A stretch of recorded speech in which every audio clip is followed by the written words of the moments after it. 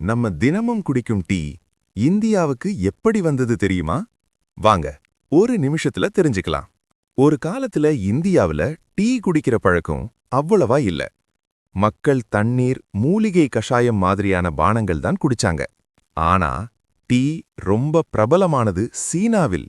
ஆயிரக்கணக்கான வருஷங்களுக்கு முன்னாடியே சீனர்கள் டீய ஒரு மருந்து மாதிரி பயன்படுத்தினாங்க. அங்கிருந்து தான் டீ உலகம் முழுக்க பரவ ஆரம்பிச்சது.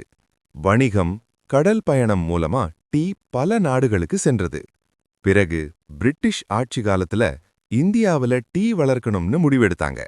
அசாம், டார்ஜிலிங் போன்ற இடங்கள் இதுக்கு ரொம்ப ஏற்றது என்று கண்டுபிடிச்சாங்க. பின்னாடி டீ சாதாரண மக்களுக்கும் எளிதா கிடைக்க ஆரம்பிச்சது. ரோடு கடை முதல் வீடு வரை டீ எல்லாரோட வாழ்க்கையில கலந்து போச்சு. இன்னைக்கு டீ இல்லாம நமக்கு ஒரு நாள் தொடங்குமா? மேலும் மனதைத் தொடும் கதைகளுக்காக இப்போதே கதை தமிழை சப்ஸ்கிரைப் செய்யுங்கள்.